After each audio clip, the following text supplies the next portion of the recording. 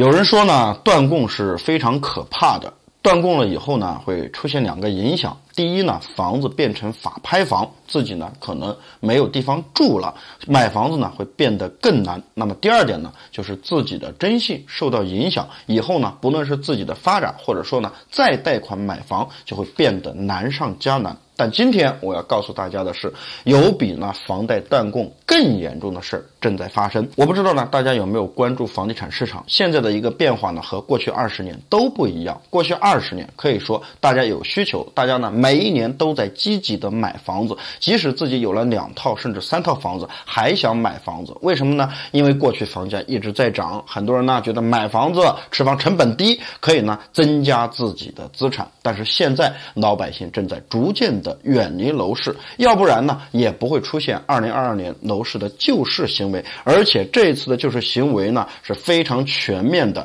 降低首付、降低利率、放开限购、限售、限贷，这在以前是完全不敢想的。以前呢可能放开限售，但是呢要限制贷款，但现在呢是所有的限制一股脑全部解除，加上了1、2线城市还在进行所谓的抢人大战。那么从整体的2022年的交易量来看呢，和往年还是差了很多。为什么老百姓在远离楼市呢？至少呢有4个原因在影响着老百姓购房的选择。今天呢我们就具体来说一说，如果大家有什么不同的意见呢，都可以在评论区进行留言互动。首先第一个原因呢，就是房价上涨的速度变缓。为什么在过去20年很多人喜欢买房子，包括呢有很多大型的企业挣到钱以后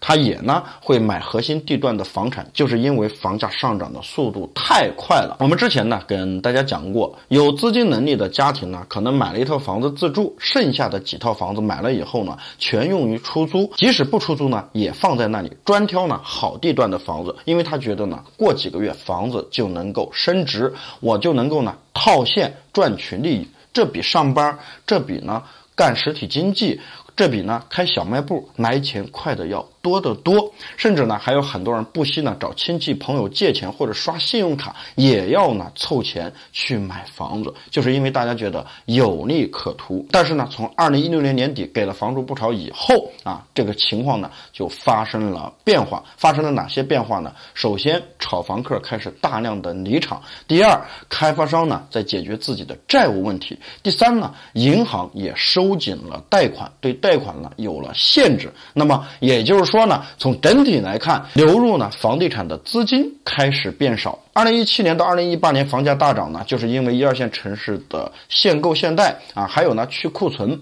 包括呢这个货币化安置，导致到很多人呢从1、2线城市到3、4线城市去进行购房，钱大量的流入到房地产当中。那么这个时候呢房价就直接翻倍，水涨船高。但是现在房住不炒的3稳呢已经在慢慢的显现，稳房价、稳地价、稳预期。那么这2年呢炒房客离场，房价稳了，甚至呢很多地方房价呢已经出现了不同程度的下跌。这个时候人们购房的热情降低，就说明了房价上涨的速度变缓，甚至呢如果你买的不对，房子还会成为你的负资产。那么这样的一个情况下来以后呢，很多人就会慢慢的远离楼市，因为他最基本的住已经被满足，可能不需要买第2套或者第3套就已经足够了。那第2个方面的原因呢，就是有很多人直接被套牢了。套牢的群体呢有3个。第一个呢，就是在2017年到2018年被迫上车买房的这群人，因为当时呢房价一天一个变化，很多人当时是不想买房的，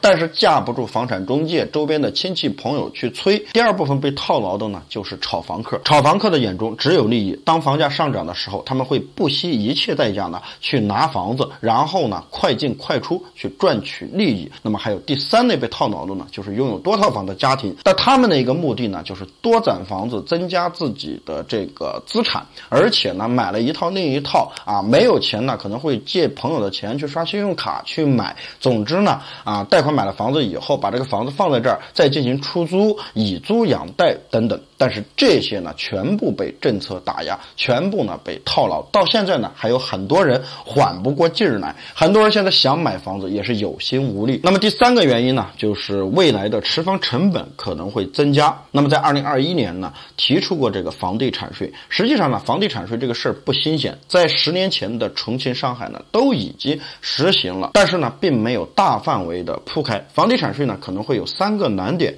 也就是说呢，房地产怎么收，收谁的，收多少，这个呢想要达到一个统一的标准呢，可能还需要很长的时间。毕竟呢，过去20年房产影响着我们国家的经济，但是从另外一个角度来讲呢，房产又和房地产开发商、又和金融、又和老百姓的财产密不可分，牵一发而动全身。所以说呢，房地产税的出台必定是谨慎又谨慎的。但是不管怎么样，随着房住不炒的深入进行，未来房地产税不是说说而已，而是会全面铺开。作为一个可持续的税种呢，可能拥有多套房的家庭，这个持房成本会增加，可能呢会变成负资产，那么就没有必要再买房子了。甚至呢，还有很多人在提前开始行动，就是把自己手中的房子慢慢的处理掉了。那么你会发现呢，在整个2022年就处于呢是买方市场，你购房的选择会有很多，而且市场上呢会有大量的优质的房源可供选择。这也就是说，未来房地产税会全面的实行，你的持房成本会增加。那第4个方面呢，就是疫情的影响还没有完全的消除。从2019年年底发现疫情到现在2022年，时间已经过去快3-4年了，但是时不时的各地仍然会爆发出大大小小的疫情。这些疫情呢，影响我们正常的工作出行，甚至呢打乱了很多人原有的计划。有些人呢从疫情开始本身发展的好好的，结果导致到呢破产，有的呢还负债累累。那我们讲呢，很多人赚了钱以后又没有别的投资渠道，觉得风险太大，那么就会把目光呢瞄向房地产，也就是说呢多买房子。但是现在很多家庭面临的是房子断供，或者说呢自己的生活成本很高，现在呢刚刚开始呢有发展的苗头，可能说呢钱也不够，自己呢还有大把的负债，那么买房子这个事呢就会暂且不谈。这次的疫情影响呢是全国性的，不是某一个群体，也不是某一个人，是大家多多少少都受到了影响。而普通的老百姓呢，可能影响是最大的，最直接的就是收入减少，或者说直接负债。那么买房子这个事儿呢就会被直接延后。不知道呢大家认不认同这个观点？好了，今天的视频呢就讲到这里了，我们下期视频再见，拜拜。